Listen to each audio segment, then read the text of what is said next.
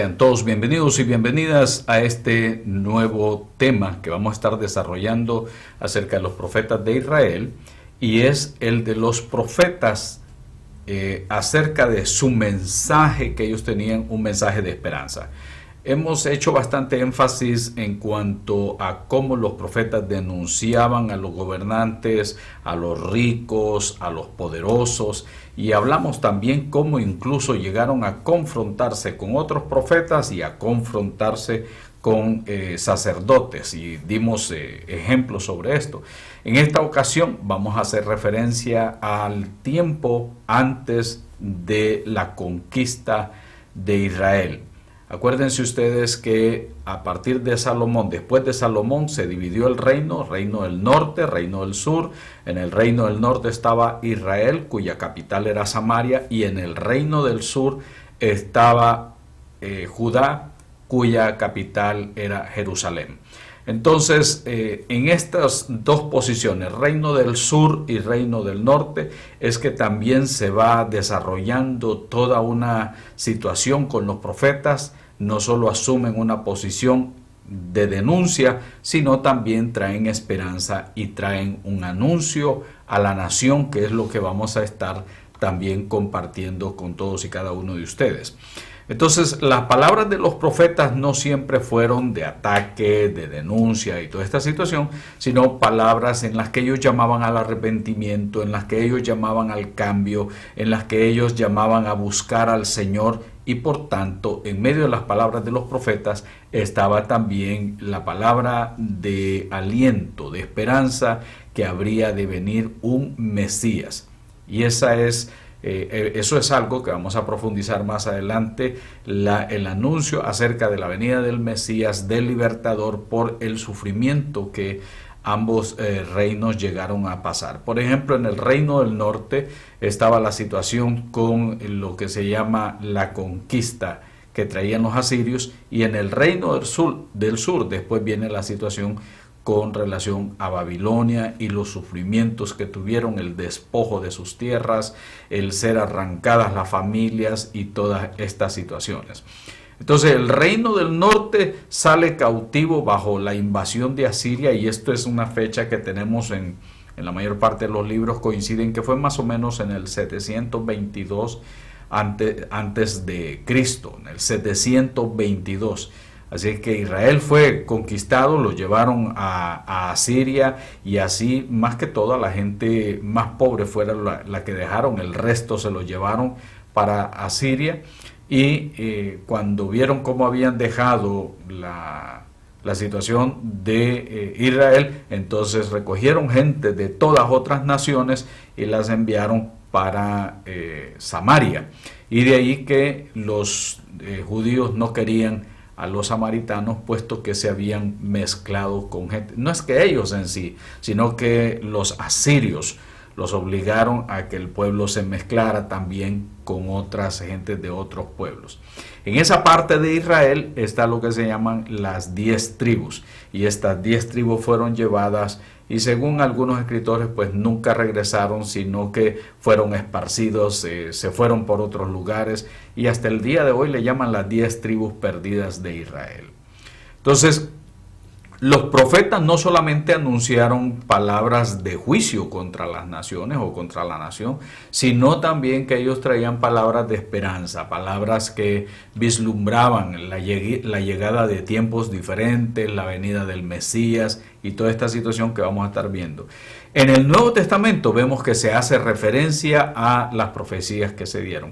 Por ejemplo, en el reino del norte, en esta ocasión vamos a enfocarnos en el reino del norte y algunos profetas que fueron desarrollándose en el reino del norte. Ellos hablaron fuertemente, hemos visto en el caso de Amós, donde encontramos que Amós no era uno de estos profetas profesionales ni nada de eso. Amós decía: yo soy un pastor que recojo de los que se llaman las frutas de los sicómoros silvestres, y me he dedicado a eso, y soy pues lo que llaman el boyero. Así es que cuando encontramos a Amós, encontramos un hombre de una cultura campesina, de una cultura popular, y con la sabiduría a la tribu pues a la cual pertenecía con lo que son las tradiciones pastoriles y toda esta situación.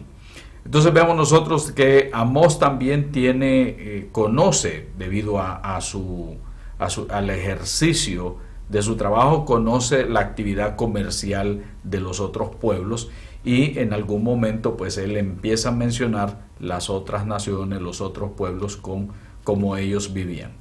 En Amós 5:4 él les hace referencia. Amós capítulo 5 versículo 4, él les dice: así ha dicho el Señor a la casa de Israel. Cuando dice la casa de Israel, está hablando del reino del norte. No perdamos de vista eso. Amós se dirige al reino del norte, está hablándole a Israel, cuya capital es Samaria.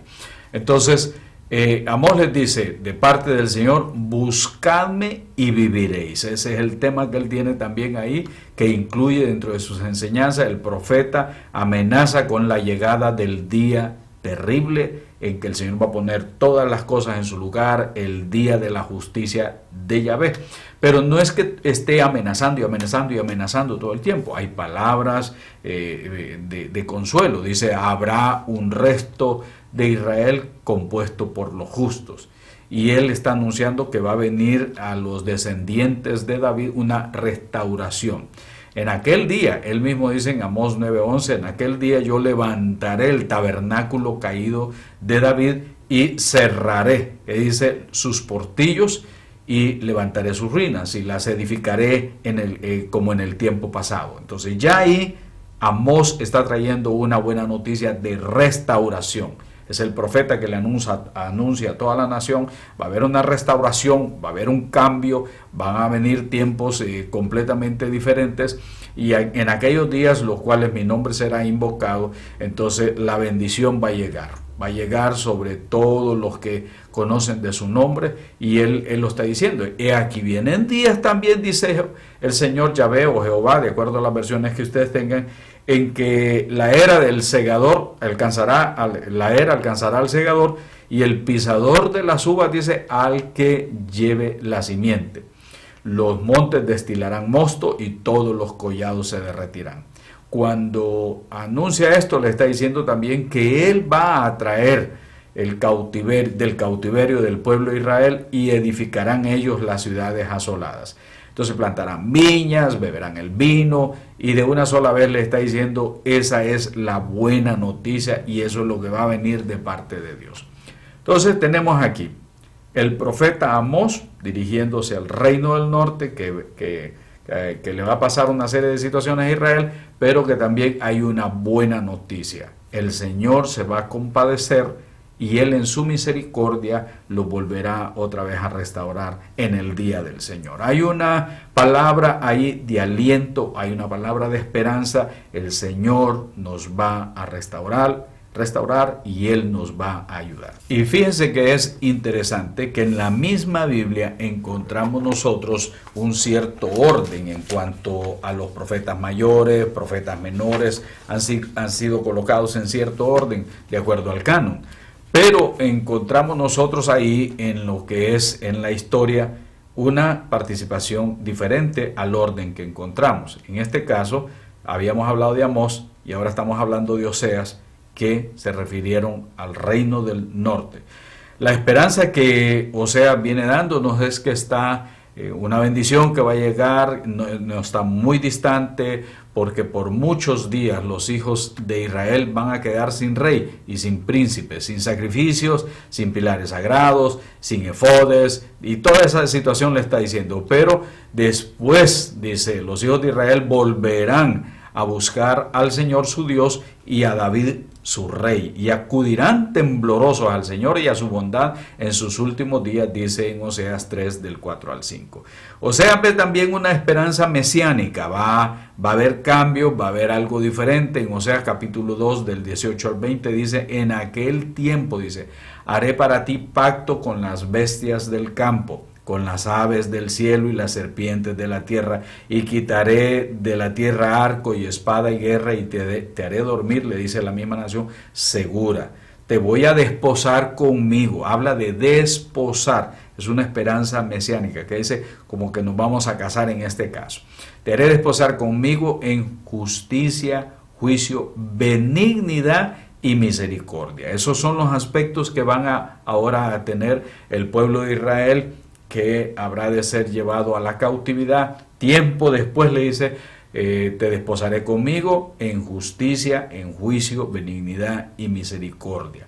Y habla una vez más en el versículo 20, y te desposaré conmigo, y fidelidad en fidelidad y conocerás a Yahvé o a Jehová, en este caso. Entonces, el papel del profeta no fue siempre de denuncias, sino también el de proclamar la palabra de esperanza, de consuelo, y ese debe ser la palabra de nosotros también como siervos y siervas de Dios, de que no siempre hay la denuncia, el golpe, la sacudida sobre la práctica del pecado entre el pueblo de Dios. Hay momentos en que hay que aplicar esas palabras de aliento, hay que aplicar esas palabras de bendición a todo aquel que se arrepiente y cree de todo corazón. Ahí está la buena noticia para todo aquel que se arrepiente y cree de todo corazón. En 1 Corintios 2:9 dice, antes bien, como está escrito, cosas que ojo no vio, ni oído oyó, ni han subido al corazón del ser humano, son las cosas que Dios ha preparado para los que le aman.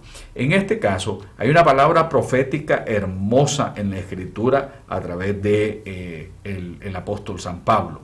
Nos está diciendo, nos está recordando lo que estaba escrito, esas cosas que ojo no vio ni oído oyó, son las que Dios ha preparado también para usted. Es una palabra de esperanza, es una palabra de aliento.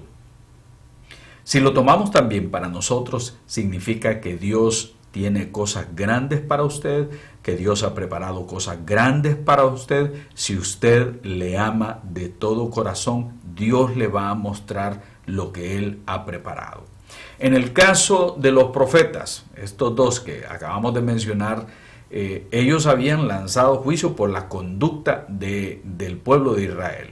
Sin embargo, siempre traen una palabra de aliento, una palabra refrescante, una palabra diferente, una palabra que nos anime, una palabra que les diga al mismo pueblo, no todo va a ser castigo, no todo va a ser duro. Hay un momento en que Dios los va a restaurar y hay un momento en que Dios los habrá de guiar y restaurará también, en este caso, el trono de David. Espero que esta enseñanza les sea de gran bendición, que ustedes puedan conversar y a ver qué cosas más pueden extraer de estos profetas que traen también la buena noticia. En la próxima clase vamos a estar hablando un poquito sobre algunos de los profetas que hablaron antes de la cautividad del reino del sur. Recuerde, estamos hablando de situaciones, de palabras, de esperanzas que los profetas dieron antes de la cautividad de Israel, el reino del norte, y antes de la cautividad que habría de venir sobre Judá, el reino del sur. Espero que podamos aprender muchas cosas y que el grupo pueda aportar más todavía. Muchas bendiciones.